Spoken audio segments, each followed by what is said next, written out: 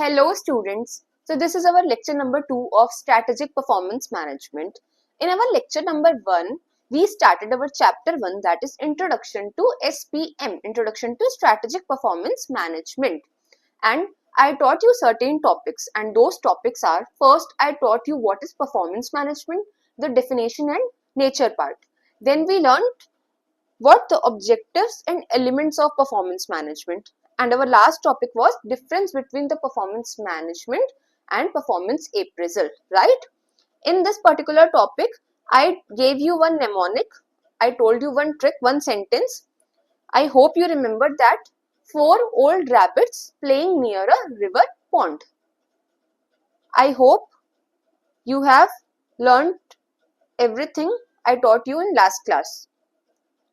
And if you have any of the doubts, you can ask me. You can still ask me. Okay. So come, let's start our next topic, that is components of performance management. Components of performance management. See, what is the meaning of components? Components means parts of something. Components means parts. Now you may think we had one more topic, that is elements of performance management. Here also I told you the meaning of elements is parts. But this topic was about, this topic elements of performance management was about how it works, how the process works, how performance management works, the parts of performance management. But this topic, components of performance management, is it components of performance management? It also means parts, but this topic is about the stages of performance management. What are the stages in performance management? What is the sequence of activities performed in performance management? Okay, so I hope it is clear that what was the meaning of elements of performance management and what is the meaning of components of performance management. Okay, so this topic is about the stages involved in performance management, the process of performance management. Okay, so see, performance management has 5 stages. Okay, it has 5 components. And what are those 5 components? The first one is performance planning. Performance planning. See, I told you the first step, the starting point is identifying the objectives. The organization identifies the objectives, the goals, what it wants to achieve, what is to be done. Okay, so the first thing, the first step is identifying the objectives, what it wants to do. Okay, setting the targets. For example, a company has a target of achieving rupees 10 lakh sales in 6 months. This is what? This is the goal of the organization, a target that it wants to achieve 10 lakh rupees sales in 6 months. So it has set a deadline and also a target, how much it wants to achieve, what it wants to do. Okay, so this is the first step of performance management, performance planning. Until you have not planned how you will work, so the first step is always planning. Then when everything is done, the deadline is over, everything is done, then the supervisors, the top level managers, they view that everything is done properly or not. The performance is measured, then the performance of the employees is reviewed, and then there is appraisal. The second step is performance appraisal. When everything is done, then comes performance appraisal. I hope you know the meaning of performance appraisal now. I have told you in detail that what is performance appraisal. Okay, so when after, in my example, according to my example, after 6 months, when everything will be done, after 6 months, the time is over. Okay, the deadline is over now. Then the performance will be reviewed in a appraisal meeting. There will be an appraisal meeting where the performance of the employees will be reviewed. Okay, so see what happens in appraisal meeting. Every employee is given an appraisal form. They are given an appraisal form in which they themselves have to fill that in those 6 months, according to my example, 6 months. Okay, in those 6 months, what they have done, what they have done in those 6 months, what they have achieved. So they themselves note down their performance in the appraisal form. Okay, they answer the questions given in the appraisal forms. Then the supervisors review that form, and according to that form, they give the ratings to the employees. They review the form and then they give the ratings to the employees. Okay, so see, it is written here, the appraisee, that means the employees, fill up the appraisal form which is given them in appraisal meeting, and also describe his or her achievements in qualifiable terms. Now what is qualifiable terms? Measurable terms. Okay, measurable terms. After which the appraiser, who is the appraiser? The supervisors or the top level managers or the HR. I told you HR performance appraisal is done by whom? HR department handles it. So they review the performance of the employees and then they give the ratings to the employees. After which the appraiser offers the final ratings for the achievements of the appraisee, that is employee. Okay. So the second step was performance appraisal and reviewing. So what were the first two steps? First, performance planning. Targets are set there. And then performance appraisal. After everything is done, performance is measured and reviewed and appraisal is there. Okay. And the third step, feedback of the performance. Feedback of the performance. After the employee's performance are reviewed, the employee's performance being reviewed, then comes the feedback part. I told you performance management. Performance management is what? It's a two-way communication process. The employees can also give the feedback and the supervisors give feedback and employees can also give the feedback. They both discuss things. Okay. So feedback of the performance is given to the employee. How they have performed, feedback is given, and I told you feedback is always constructive. Constructive means praising is also there plus suggestions is also there. If something is good, the employees are being praised. If something is not on point, then they are given the suggestions to improve. Okay. So this is the stage in which employee acquires feedback from the appraiser about the areas of improvement where he can improve, where the employee can improve. Okay. So this is what? This is feedback. Then rewarding good performance. When the employees perform very nicely, they give their best or they have done something extra, they are rewarded for that. The employees are rewarded for that. It gives them motivation and also they are appreciated in front of everyone. Okay, publicly. So it gives them motivation to perform their best next time also. So during this stage, an employee is publicly recognized for good performance and being rewarded. It will result into bringing motivation. Okay. So this was the fourth step, rewarding good performance. Reward can be monetary and it could be non-monetary. It could be related to the package of the employee, the salary, bonus and everything, and other incentives can also be there. And the last step is performance improvement plans.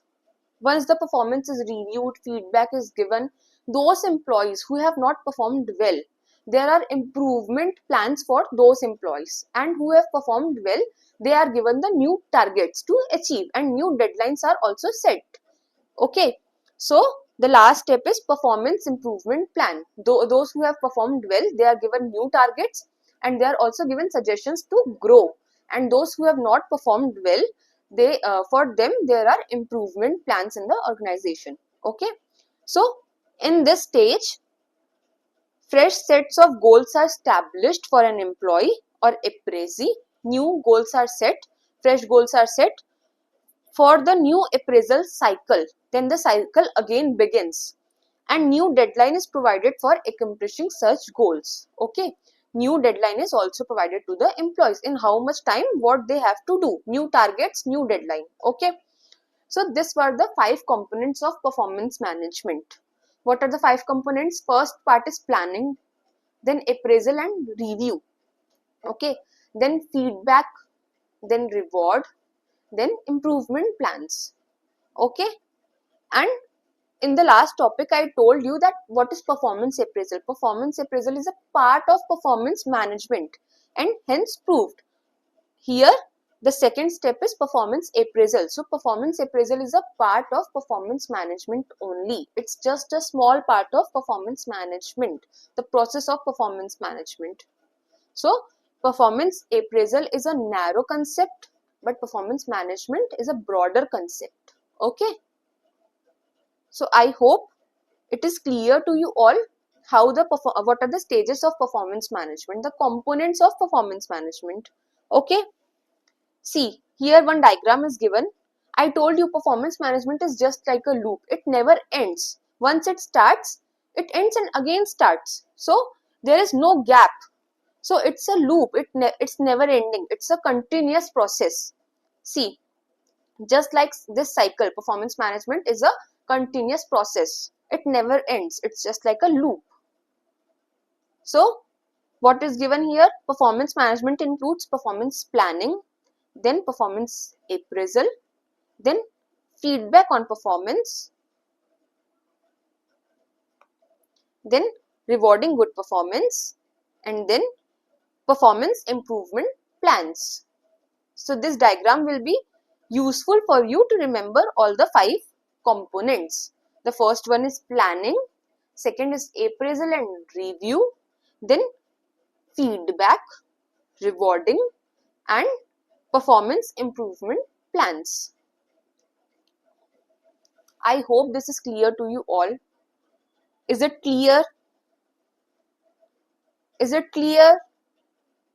Once read this. I am giving you 1 minute. Please read this carefully. And if you have any doubt, ask today itself.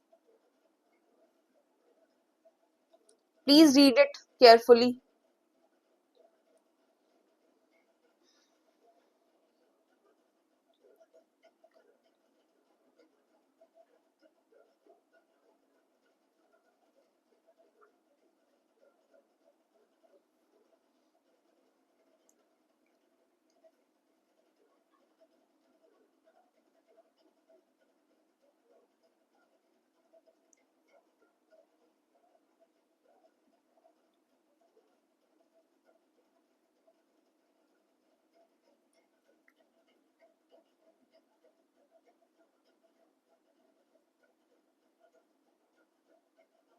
Okay.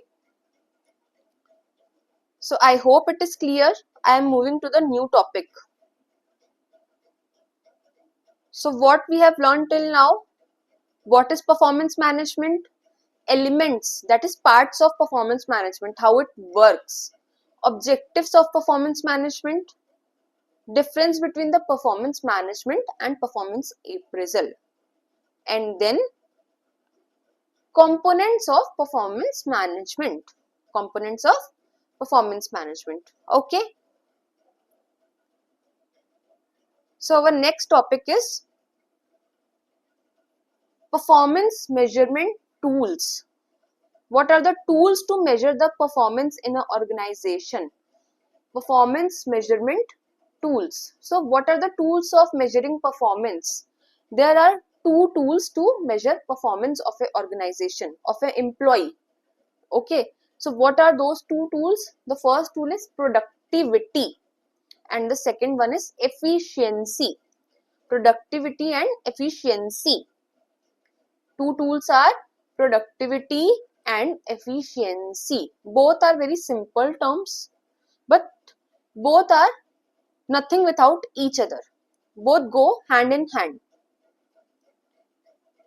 The 2 tools are productivity and efficiency. Okay.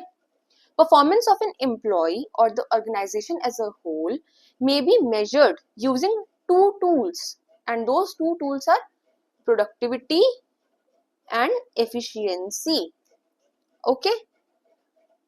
So one by one we will learn what is productivity and what is efficiency. Okay. See, what is productivity? Productivity examines the output produced in a given production. What is productivity? the level of output, the amount of output produced with given amount of input. How much output is produced with the given amount of input is what? It is productivity. Higher it is, higher the good.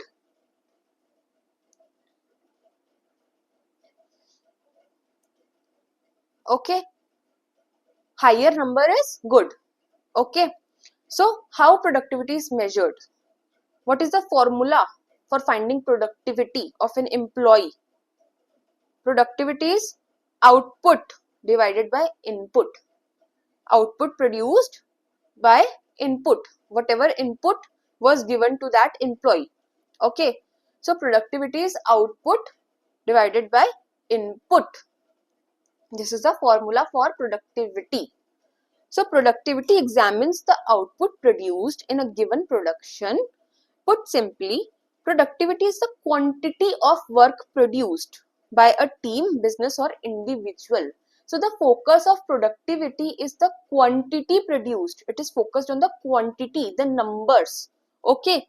So productivity focuses on quantity. Productivity focuses on what? Quantity. Productivity is expressed as the ratio of input to output.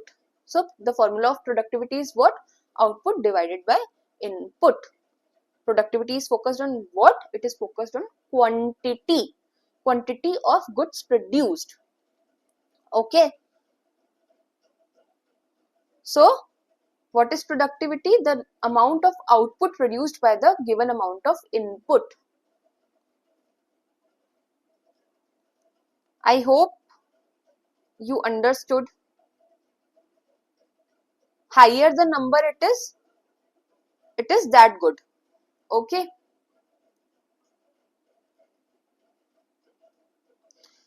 See, there are two measures of productivity. There are two types of productivity. Those two types are, first, total productivity and partial productivity. It is also called total factor productivity and partial factor productivity. Also called total factor productivity. So why I am focusing on the word factor? It is also called total factor productivity because it is dependent on the factors of production. What are the factors of production? What are the factors of production? Land, labor, machine, everything which is used in production is factors of production. Okay. So what is total productivity?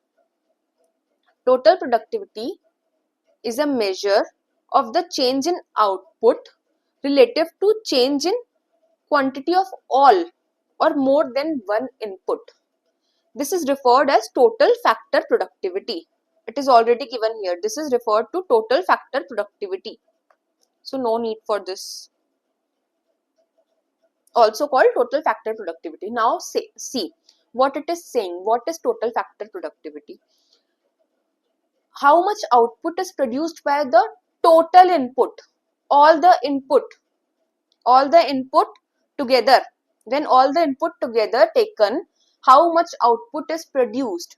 So it considers all the factors of production together, all the input together.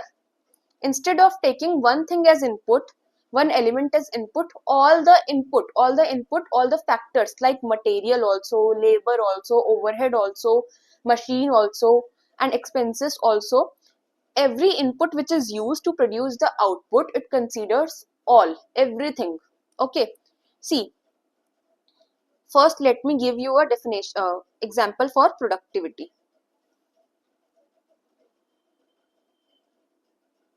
See, first of all, I am going to give you an example of productivity.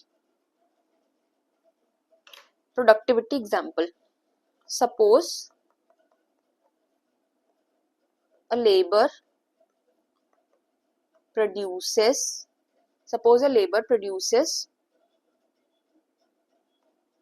50 chairs in 10 hours.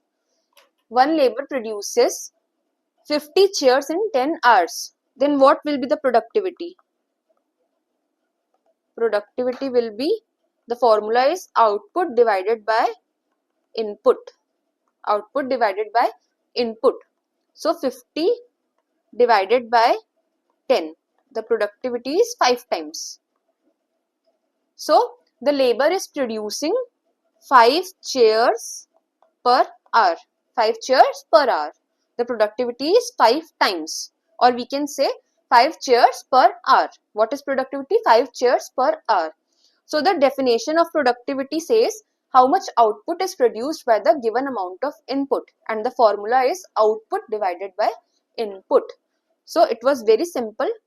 Here we took output 50 chairs. 50 chairs is what? It is output. And 10 hours, this is labor hours. 10 labor hours, it is input. So we divided both, 50 chairs divided by 10 hours. Okay, this is what? This is productivity. 5 chairs per hour is our productivity, or we can say 5 times. Okay. See, this was the example for productivity. Now, there are two types of productivity. The first one is total factor productivity. Total factor productivity. Now, see one example I am giving you. It would be very clear to you all what is total factor productivity. It considers all the input together. See, suppose the output is 50 chairs worth rupees 15,000. 50 chairs worth rupees 15,000. And the input, the factors of production. First, raw materials, rupees 5,000. The raw materials were 50 planks of wood. 50 planks of wood. Okay. Then labor. Labor.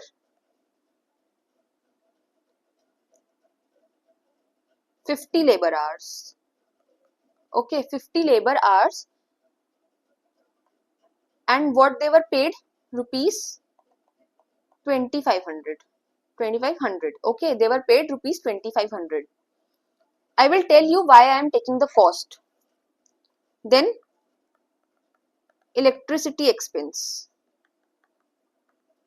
rupees 500.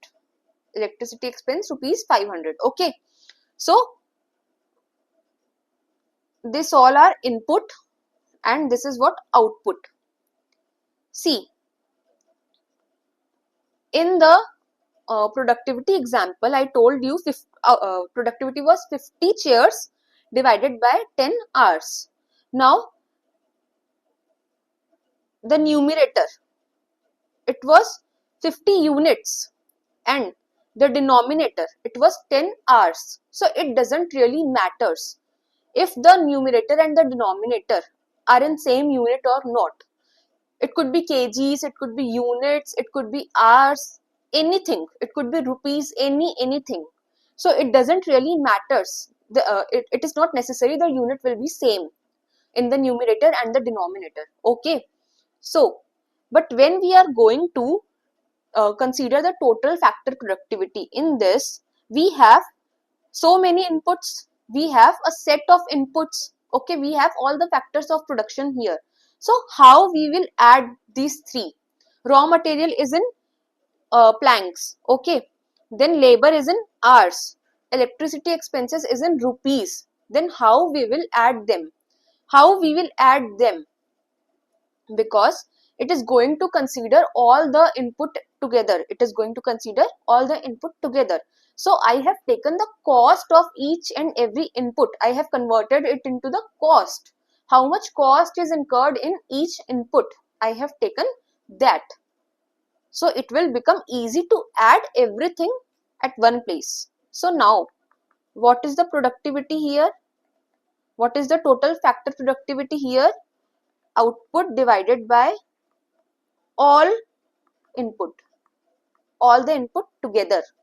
So output is for rupees 15,000. Okay, output is rupees 15,000 divided by all the input. So input is 5,000 plus 2,500 plus 500.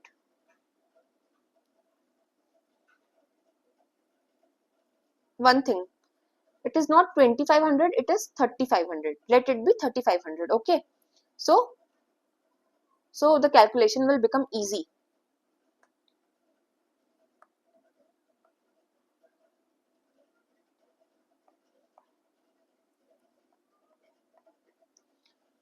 Okay, so rupees 15,000 output divided by input of 9,000 rupees. So the productivity will be 1.67 times. 1.67 times. Productivity is how much? 1.67 times. So I hope it is clear. We took all the factors of production, all the input together.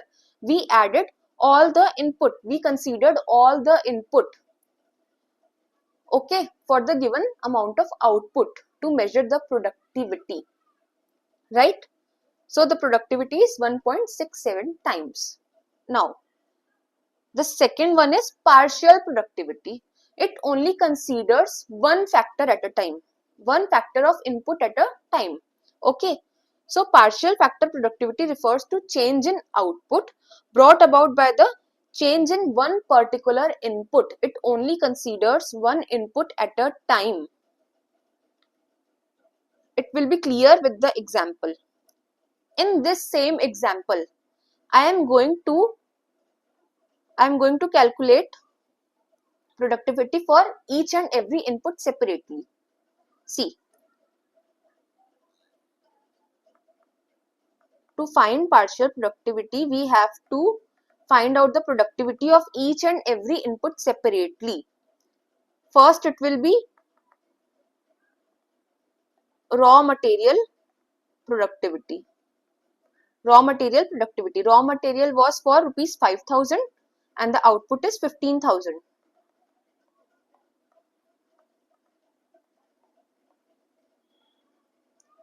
So the productivity is 3 times. Then labor productivity. Labor productivity.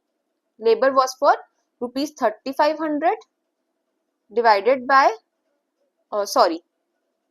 rupees 15,000 output is there and labor is for rupees 3,500. Then electricity, the overhead productivity, rupees 15,000 divided by rupees 500. I am not calculating this, but I hope it is clear to you all. So what is partial productivity? Partial productivity considers each and every input separately to find out the productivity of each and every element. So in raw material productivity, can we say that if we incur expense of 5,000 rupees on raw material, if we incur an expense of rupees 5,000 for raw material, we get the output of rupees 15,000. So this is what? This is partial productivity. Okay. Partial productivity takes only one input at a time. But in total factor productivity, what we saw, it takes all the input together. All the input together at once. Okay. So this was the difference between the total factor productivity and partial factor productivity. In total factor productivity, all the input are merged together and then the productivity is measured. And in partial productivity, only one input is taken at a time. Okay. So is it clear? I hope you understood that what is productivity first, and then what are the types of productivity, the total factor productivity and the partial factor productivity. I hope it is clear to you all. It was very easy. Okay, we just have to put the formula.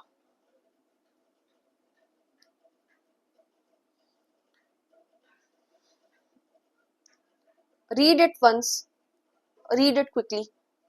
Then I will tell you the meaning of efficiency. First, productivity should be clear. Then only I will tell you what is efficiency.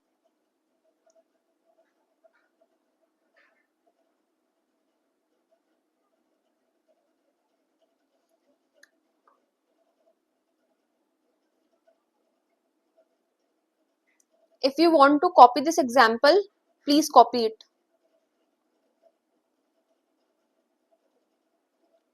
Please copy it.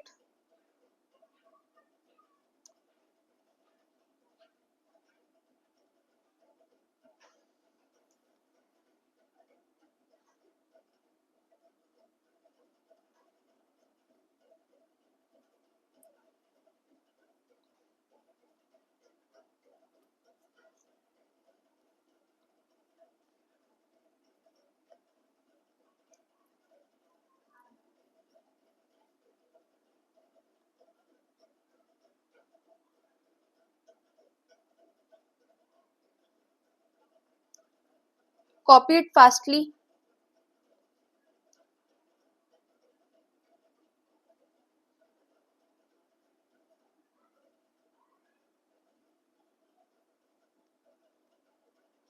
Here the answer will be 4.28 times. 4.28 times. And the answer of this will be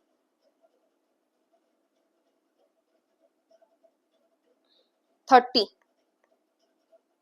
It will be 30 times. So I hope it is clear. You can also take the screenshot of this. But don't forget to copy this. With this example, it will become easy to remember the meaning of total factor productivity and partial factor productivity. Okay, so now I will tell you what is efficiency. Now see, I told you productivity is focused on the quantity. Productivity is measured through the quantity. Okay, so if the employees know that their their performance is measured through productivity and the productivity is focused on the quantity, they will start producing more and more. Okay, they will start producing more and more quantities. They will start producing more and more units of those of that product. Okay, so then what will happen? They will start compromising on the quality. They will start compromising in quality because they will try to produce more and more, but with compromising in quality, which is wrong. Okay, so their performance can never be measured with only productivity. There is one more thing, that is efficiency. Without efficiency, productivity is nothing. If the employees are producing more and more, but they are wasting resources, and they are wasting their time in everything, they are compromising on quality, then what's the use? The performance will never be up to the point. So efficiency is always considered with productivity. What is efficiency? Producing, having the maximum productivity but without wastage of resources, and optimum utilization of resources. Using the resources in such a way that there is minimum wastage, highest utilization, and the highest level of productivity should also be achieved. Okay, so this is efficiency. See what is written. Efficiency, on the other hand, refers to the resources used to the to produce the work. Resources used to produce the work. In other words, efficiency may be defined as highest productivity level. Highest productivity level from each input level is recognized as the efficient situation. What is the most efficient situation? When there is highest productivity with minimum wastage and maximum utilization of resources. Okay, this is what? This is efficiency. This is the most efficient situation when you are at the highest level of productivity and by using the resources in an optimum way, by using the resources to its maximum without wasting anything. Whatever we can produce with the given amount of input, at highest level, how much we can produce by given amount of input at its maximum, how much maximum we can produce, that is what? That is efficiency. So efficiency is focused on quality also, attaining productivity with quality, the best quality which could be achieved with the given amount of input. Okay, so highest productivity without compromising in quality is what? It is efficiency. Hence, efficiency occurs if a firm obtains maximum output from a given set of input. With a given set of input, the maximum output should be there. Maximum output should be produced. This is the most efficient situation. Hence, efficiency focuses on quality. Productivity only focuses on quantity, but the efficiency focuses on quality. Quality should never be compromised. Okay.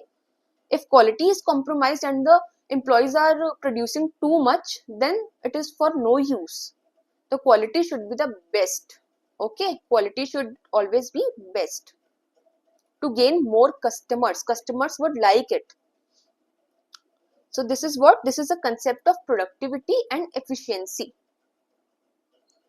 Both move together always. See, here two examples are given. Please read both the examples. Please read yourself both the example. Very easy examples are there. Please read it once.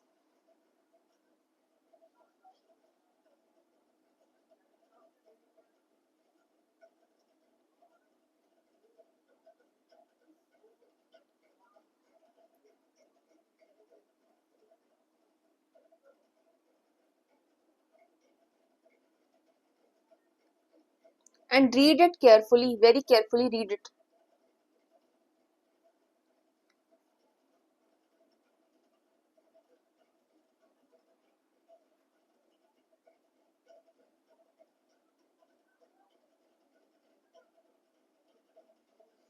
Okay, let me tell you. First one is productivity. First one is about productivity analysis. In day 1, a worker produces 500 shirts in 8 hours. In first day, a worker takes 8 hours to produce 500 shirts. But in day 2, he becomes more productive and in the same shift, in same 8 hours, he produces 800 shirts. So which day will be productive, more productive? See, what is the formula for productivity? Output divided by input. Okay, so in day 1, productivity will be 500 divided by 8, that is 62.5 something. In day 2, productivity will be 800 divided by 8, that is 100. So day 2 is more productive because the quantity is more in the same level of input. The input is 8 hours and the quantity, the output in day 2 is 800 shirts. So day 2 is more productive. The answer is given here. Day 2 is more productive because the output per hour is higher. The output per hour is higher. Input is what? The hours took by the employee, and output is shirts made. Okay. So day 2 is obviously more productive. Then efficiency. Factory A uses 10 meters of clothes to make 5 shirts. In factory A, the employees use 10 meters of cloth to make 5 shirts. Okay. And in factory B, the same shirt is produced, same amount of shirts, 5 shirts are produced with only 8 meters of clothes. So who is more efficient? who is more efficient, who is not wasting the resources, who is using less resources to make the same quality of the product and make same quantity of the product.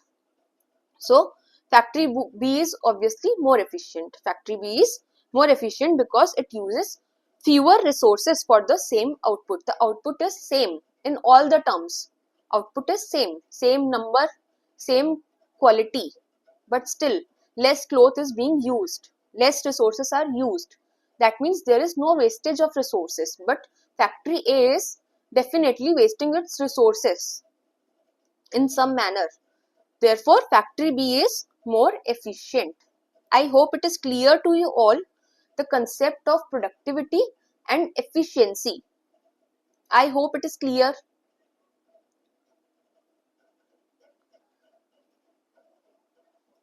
So efficiency focuses on highest level of productivity but without compromising on the quality of the product. Is it clear to you all? Is there any doubt?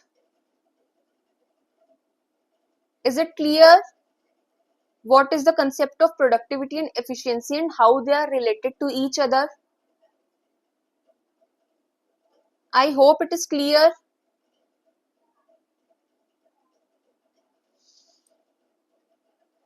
See, one more thing is given here, the conclusion. Productivity means how much you produce, the quantity. It is focused on the quantity. Whatever I have told you till now is written here. But efficiency means how well you produce, quality and resource use. It also means less wastage, better usage of time and higher quality. So it is focused on quality also with quantity. It is focused on quality also, higher quality. How well the products are being produced. Okay.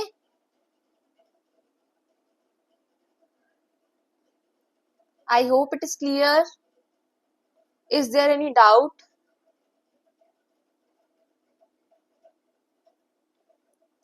Please, if there is any doubt, ask me the same day. Same day I am providing you the lecture. Ask the doubt on the same day. Otherwise, you will forget that and it will become a burden in last time. Okay, so let's move to the next topic. So our performance management, the first topic is over. We have studied everything, the definition and nature, objectives, elements, differentiation with performance appraisal, then the components of performance management, then the tools to measure performance, that is productivity and efficiency. We have completed our first topic, that was performance management. Our first topic is complete. Now coming to the next topic, that is financial performance analysis. Financial performance analysis. Our next topic is financial performance analysis. It is a very easy and a small topic. I mean, the theory portion is small, but it has practical portion also, which is very, very important with exam point of view. A 7 marks practical question comes from this chapter, from this particular topic only, financial performance analysis. So the theory portion is less in this topic. It's a very small topic, but the practical portion we have, which is very easy and very basic things are given here. Okay, so financial performance analysis. What is financial performance analysis? Finding out how strong or weak is the entity in financial terms. How strong or weak is entity, the organization, in financial terms. What is financial terms? In monetary terms. So finding out how weak or strong is the entity in financial terms. Financially, how strong it is. Okay, is it growing or not? What are the growth prospects?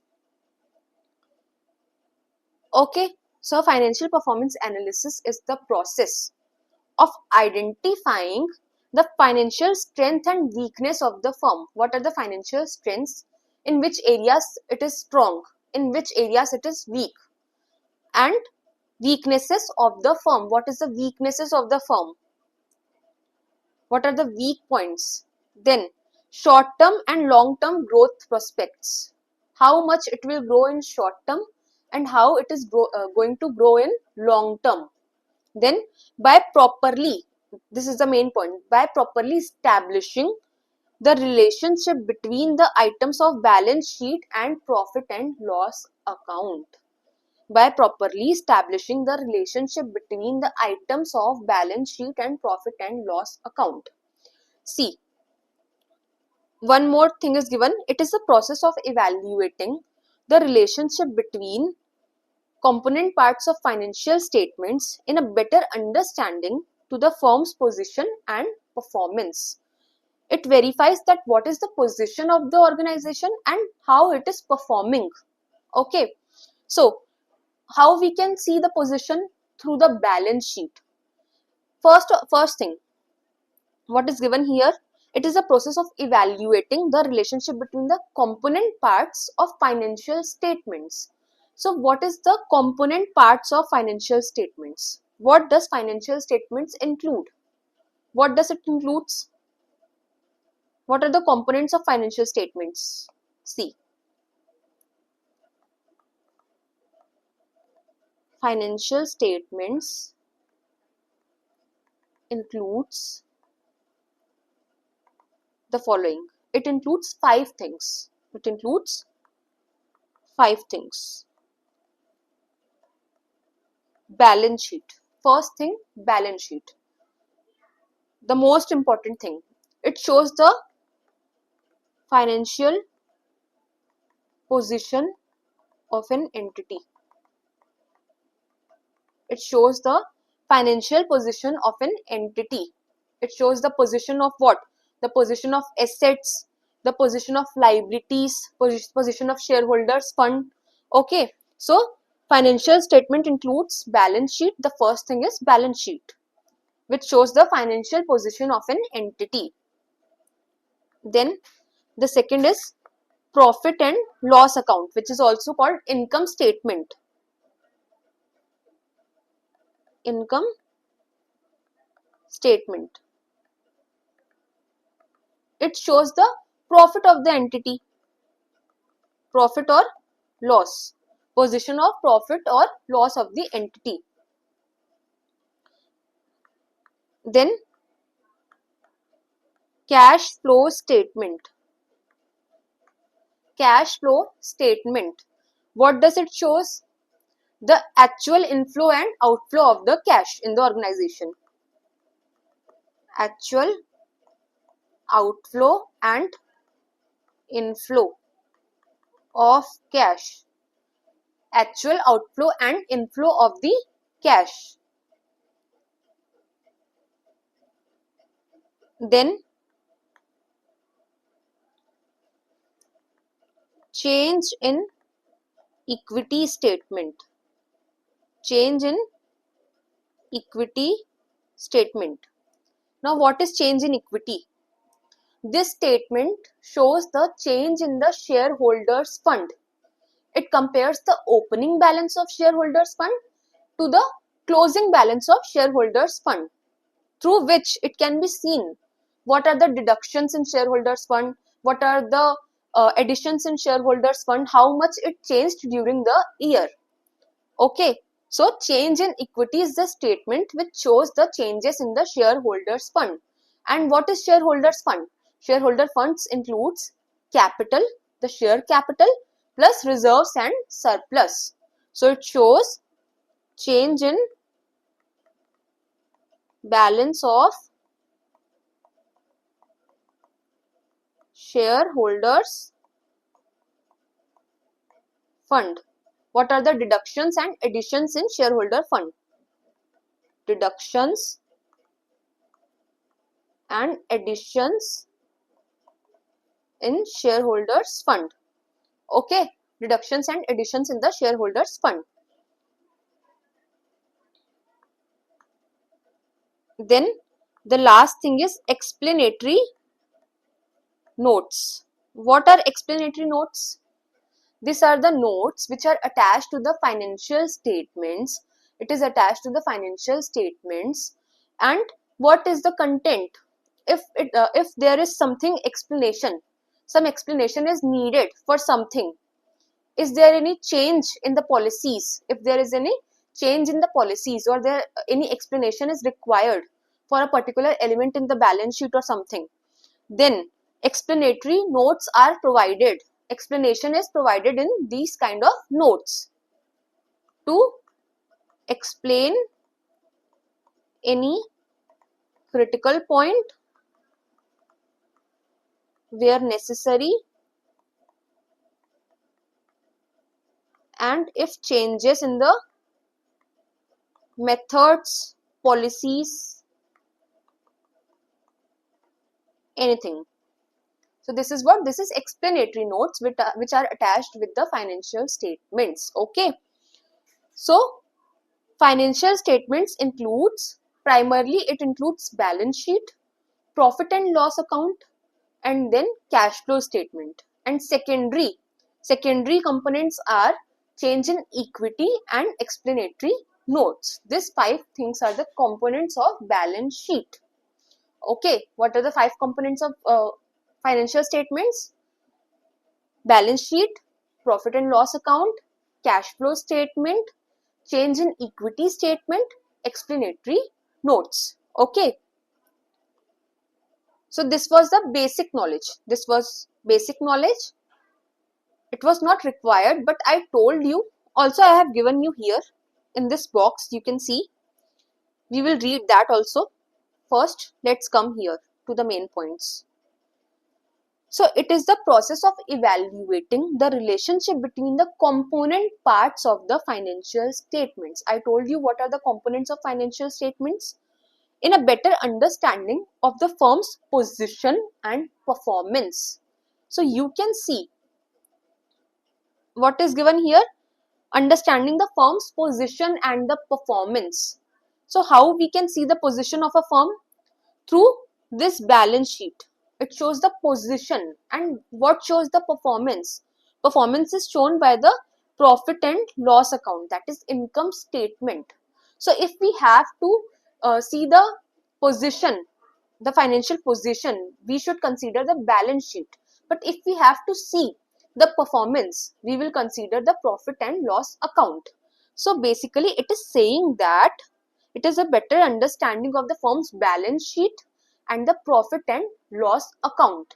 The firm's balance sheet and the profit and loss account. The same thing is given here also in the third point. Here, by properly establishing the relationship between the items of balance sheet and profit and loss account.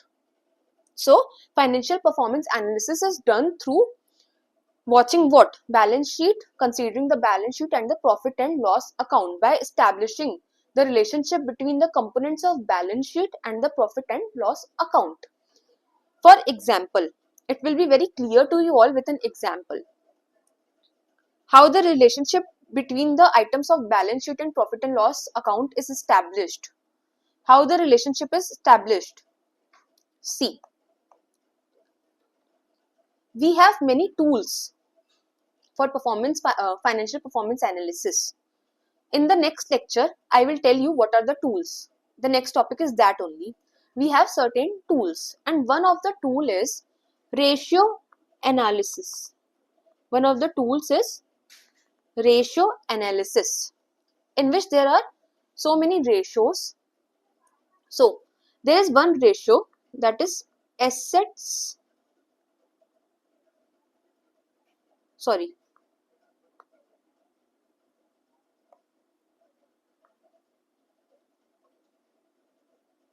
it is assets turnover ratio. Assets turnover ratio. It stands for turnover divided by assets. Turnover divided by total assets. So there is one ratio. First of all, ratio analysis is a tool for financial performance analysis. Then we have one ratio, It is example. I am giving you the example. So we have one ratio, that is asset turnover ratio, which we get through dividing turnover by total assets. Suppose the turnover is rupees 20 lakhs. Okay. And total assets is rupees 10 lakhs. Okay. Turnover is 20 lakh rupees and total assets is 10 lakh rupees. So the ratio will be 2 times. The answer will be 2 times. So see what it shows. This is an item of balance sheet. This is an item of profit and loss account. So this ratio is establishing the relationship between what? One item of balance sheet and one item of profit and loss account, right? It is establishing a relationship between profit and loss account and balance sheet. How? See, what we can conclude from this, the turnover is 2 times of the total assets. If total assets is 10 lakh, then turnover is double. 1 rupees of total asset is generating sale of 2 rupees. 1 rupees 1 asset, 1 rupees of asset is able to generate sale of rupees 2. 1 rupee of each asset is generating sale of rupees 2. That means double. So the assets are efficient. They are producing more. They are producing more. Okay. So 1 rupee of asset is generating 2 rupees of turnover. So that's how in financial performance analysis a relationship is there which is established between the profit and loss account and the balance sheet through the tools. Okay. So this is how ratio analysis is establishing the relationship between the items of P&L and items of balance sheet. I hope it is clear. I hope it is clear to you all. So through here, in this example, we can conclude that from this example, it can be concluded that the assets of the organization are efficient. How we find it? Through the items of P&L, that was turnover. So a relationship is there between the items of profit and loss account and items of balance sheet. Okay.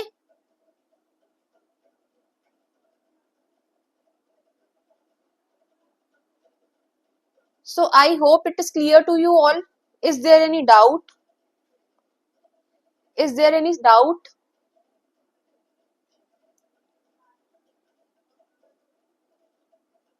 You can see whatever I have told you is written in this box about financial statements. The term financial statements generally refers to 3 primary statements and 2 secondary statements. What are the 3 primary statements?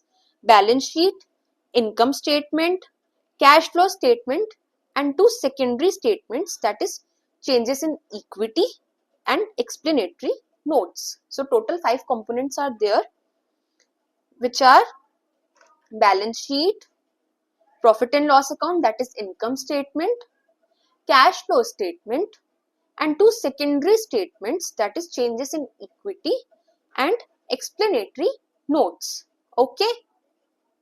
So these are the 5 components of financial statements. And whatever I have told you is written here. Balance sheet shows the financial position of the firm at a given point of time. It shows the financial position. Financial performance analysis is all about the position and performance, finding out the position and performance of an organization. What are the growth prospects in long term as well, short term? What are the weak and strong points of the organization? Is it going to grow or not? Then income statement reflects the performance of the firm over a period of time by showing the profit or loss of the organization. It shows the performance of the firm. Then cash flow statement, which depicts cash accrual for the period under consideration. what is the actual outflow and inflow of the cash in the organization. Then a statement of changes in equity. This statement refers to the reconciliation of opening and closing balance of the equity in a company. Shareholders equity, I told you, the mixture of share capital and reserves and surplus. Okay.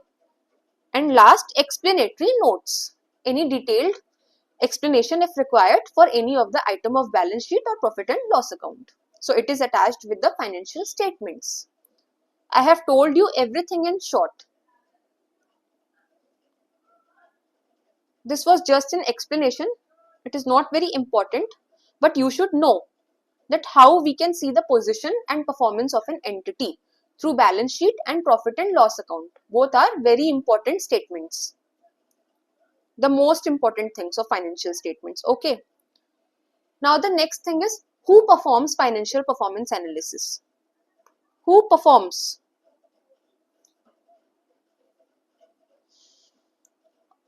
It can be performed by the management, the creditors, investors, shareholders, and tax authorities.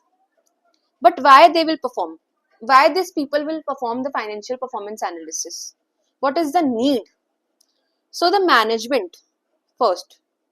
The management does the financial performance analysis. The management is going to do this analysis to take better decisions. To take better decisions. Okay. If the management wants to know to take better decisions, it will see the financial performance of the organization. What are the strengths and weaknesses to take the decisions? Okay. Then creditors. Why creditors? Because they have lended their money to the organization. Okay, they have given the money to the organization. So they should know how the organization is performing. Then investors and shareholders. Investors and shareholders. Again, they should know how much return the organization is going to give them. They have always also invested their money. The shareholders and the investors, they have also invested their money in the organization. So they should know the financial performance of an organization to know if they are going to get the good results and returns or not. And is there, if their investment is safe or not? Is the investment safe or not? And the tax authorities to have to know if the entity, if the organization is paying tax properly in the whole income or not, and if they are doing the compliances properly or not. Okay, to see the tax compliances and to know the profit of an organization. So who performs? Management, creditors, shareholders and investors, and the tax authorities.